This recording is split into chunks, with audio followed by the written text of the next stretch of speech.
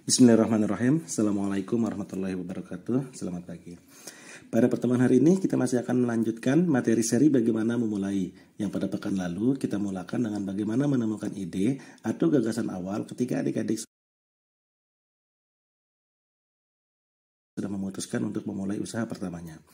Nah, pada pertemuan hari ini kita akan sedikit membahas tentang modal dan legalitas yang harus adik-adik persiapkan sebelum memulai sebuah usaha. Pada pertemuan sebelumnya, kita sudah membahas tentang tahapan-tahapan yang harus dilalui sebelum membuka sebuah usaha. Adik-adik pasti masih ingat, pada tahapan ketiga, ketika kita harus memfilter ide-ide usaha yang ada, kita diharuskan untuk menganalisa ide-ide tersebut dengan 4 faktor. Salah satunya adalah modal.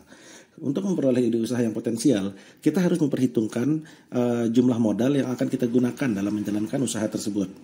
Ingat ya, menjalankan, bukan ketika membuka saja. Kita tidak bisa menipu diri dengan memaksakan kehendak untuk tetap menjalankan salah satu ide usaha yang secara perhitungannya tidak ada kecukupan modal untuk menjalankannya.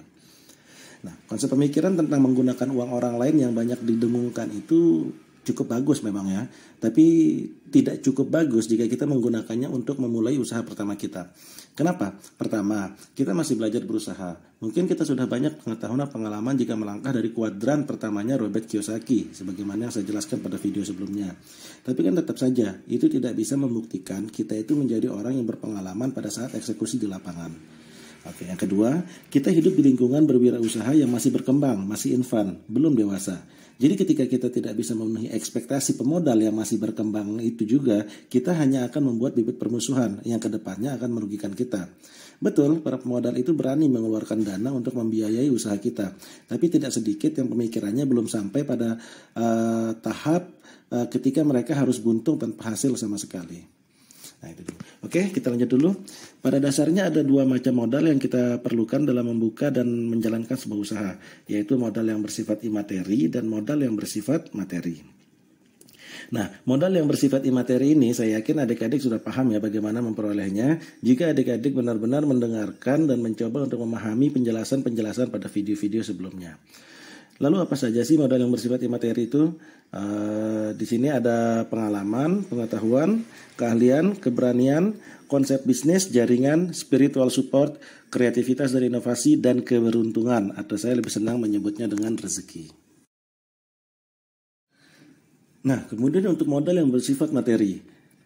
Oke, sudah tentu adalah uang dan atau aset. Nah, sedikitnya ada 3 macam jenis modal materi yang diperlukan dalam sebuah usaha. Yang pertama yaitu modal investasi awal. Ini adalah modal yang paling awal yang kita persiapkan untuk menjalankan usaha. Modal ini sifatnya jangka panjang dan berulang. Contohnya adalah pembelian peralatan dan perlengkapan guna mendukung usaha kita ketika akan buka. Nah, selain itu ada juga biaya-biaya pembuatan dokumen yang mendukung legalitas usaha kita, dekorasi ulang, dan promosi awal agar keberadaan usaha kita diketahui oleh konsumen. Nah, biaya-biaya ini juga bisa kita masukkan pada modal awal ini gitu ya. Nah, kemudian yang kedua yaitu adalah modal kerja atau modal produksi.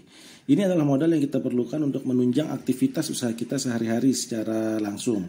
Modal kerja ini disebut juga sebagai modal produksi. Kalau adik-adik membuka usaha yang memproduksi sesuatu gitu ya, maka seluruh biaya untuk memproduksi produk tersebut itulah yang disebut dengan biaya produksi. Nah, lain lagi jika adik-adik itu berdagang barang yang sudah jadi atau menjual jasa yang tidak memerlukan proses produksi, maka jumlah dana yang dikeluarkan untuk mengadakan barang dan jasa yang akan dijual setiap harinya tersebutlah yang disebut dengan modal kerja atau modal produksi.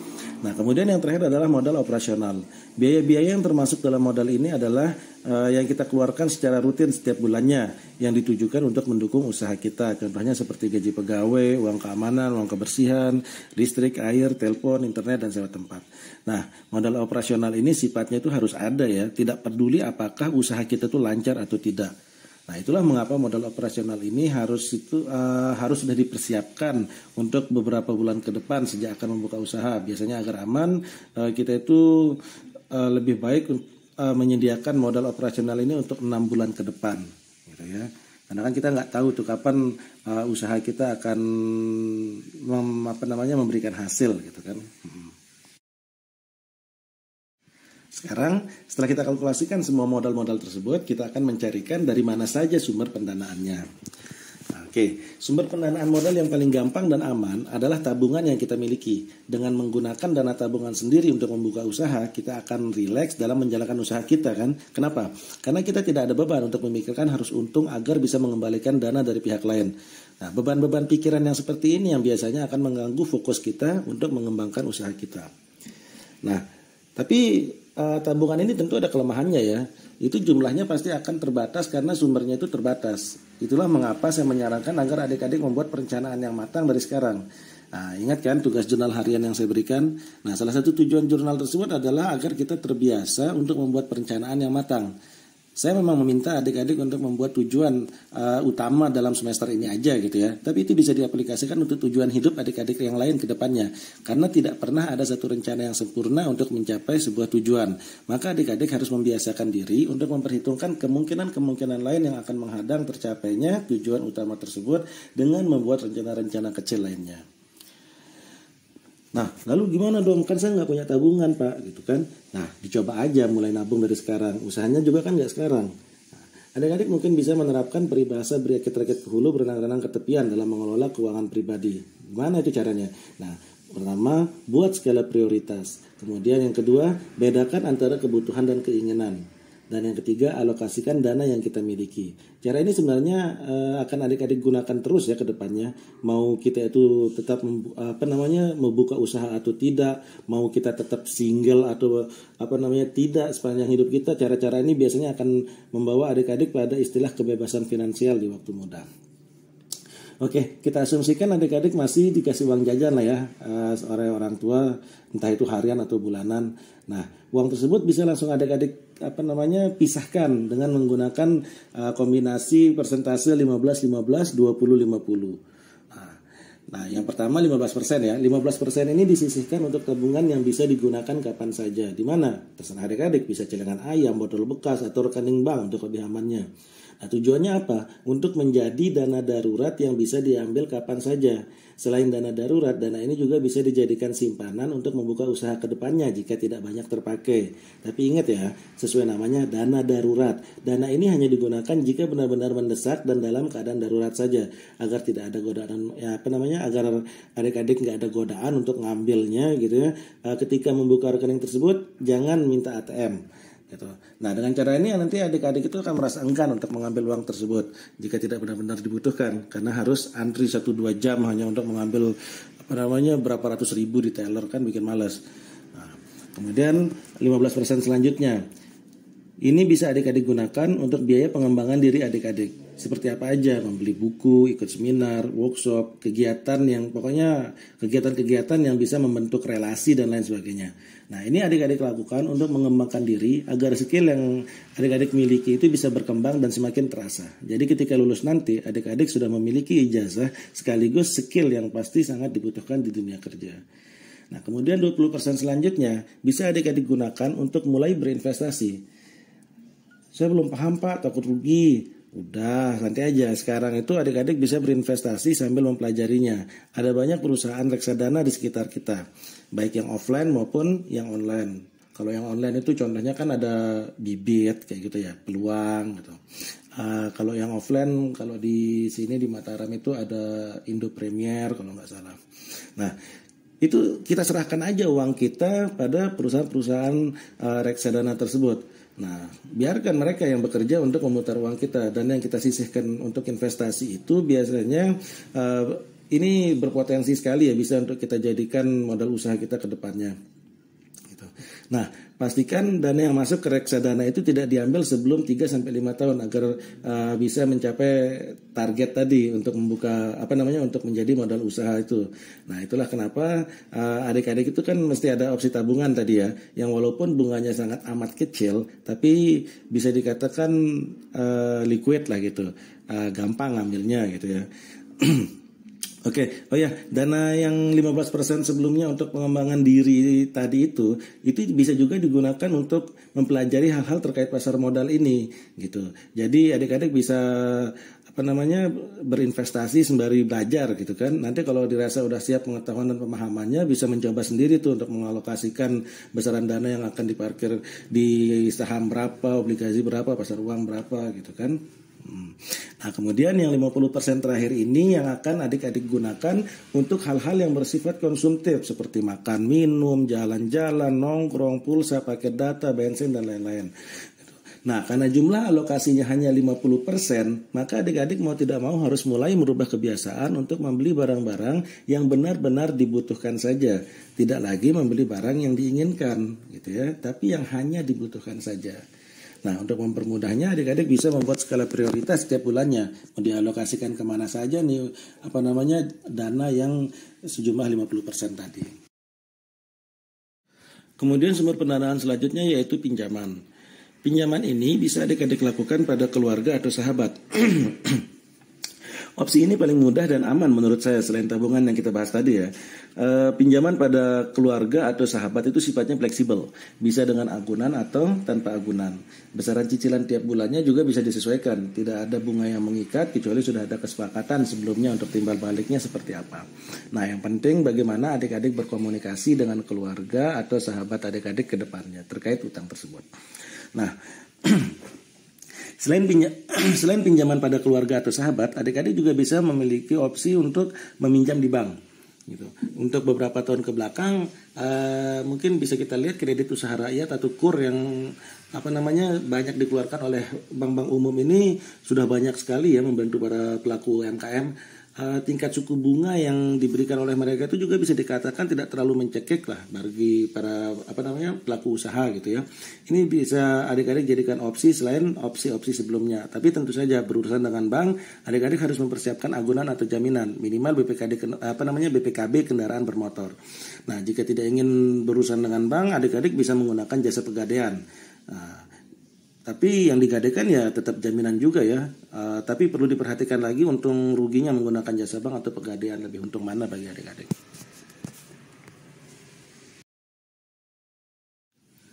Oh ya, tadi ada opsi yang ketinggalan. Opsi yang mudah, aman, sekaligus bisa mengasah diri kita ke depannya, yaitu kompetisi untuk modal usaha. Nah, mengikuti kegiatan ini selain mengasah kemampuan diri dalam membuat bisnis plan dan komunikasi, bisa juga membentuk banyak relasi yang kedepannya tentu akan sangat berguna sekali bagi kita. Anggap saja kalau menang hanya sekedar bonus lah, agar tidak melupakan fungsi dari prosesnya. Oke, untuk saat ini ada banyak sekali kompetisi untuk modal usaha, baik itu yang dilakukan oleh pemerintah maupun swasta. Di antaranya adalah Wirausaha Muda Mandiri yang diselenggarakan oleh Bank Mandiri. Kemudian ada juga Diplomat Success Challenge atau DSC yang merupakan kompetisi tertua di Indonesia. Kompetisi ini udah mulai sejak tahun 2000 kalau nggak salah ya. Kemudian ada Food Startup Indonesia atau FSI yang diselenggarakan oleh Badan Ekonomi Kreatif atau Bekraf. Lalu ada juga kompetisi Bisnis Mahasiswa Indonesia atau KBMI. Mungkin adik-adik sering dengar kalau yang ini ya. Ini yang diselenggarakan oleh Direktorat Belmawa Kemenristek Dikti. Kemudian ada Entrepreneur Award dan Wirausaha Bank Indonesia yang diselenggarakan oleh Bank Indonesia. Oke, nanti adik-adik bisa searching sendiri ya untuk info lebih lanjutnya dari masing-masing kompetisi ini.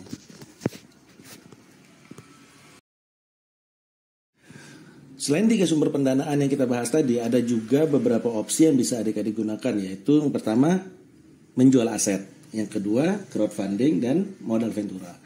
Untuk ketiga opsi terakhir ini saya kurang merekomendasikan ya untuk adik-adik gunakan ketika pertama kali membuka usaha. Usaha yang adik-adik buka masih belum bisa diketahui perjalanan ke depannya itu seperti apa. Jadi kemungkinan untuk mendapatkan modal dari crowdfunding atau modal ventura itu sangat kecil. Sedangkan untuk menjual aset demi membuka usaha pertama kali saya rasa terlalu ekstrim untuk dilakukan. Selain karena kita sendiri belum tahu nih secara realita potensi usaha kita itu ke depannya seperti apa. Nah, kemudian aset yang kita jual terutama dalam bentuk tanah dan bangunan itu nilainya akan terus bertambah setiap tahunnya. Nah, tapi lain hal jika usaha adik-adik itu sudah berjalan beberapa tahun dan prospek ke depannya itu menjanjikan untuk perluasan pasar atau perluasan usaha ya. Maka ketiga opsi terakhir tadi ini bisa adik-adik gunakan ke depannya.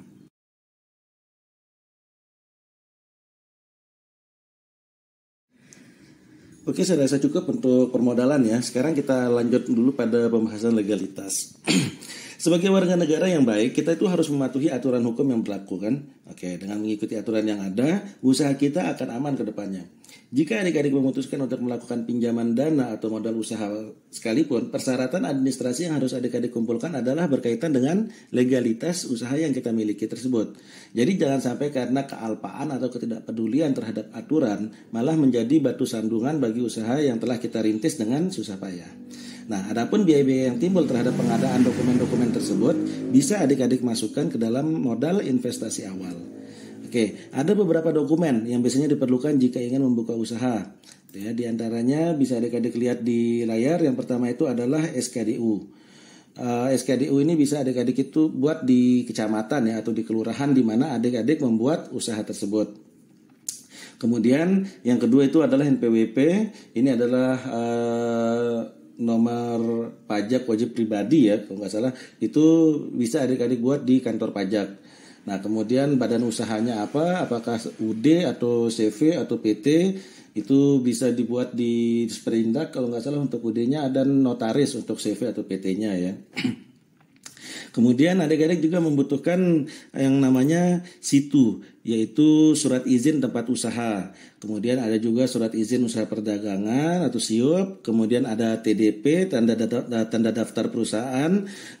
Kemudian ada juga HO atau surat izin gangguan kalau nggak salah itu biasa disebutnya. Itu yang SITU, SIUP, TDP, HO ini bisa adik-adik buat di Disperindak.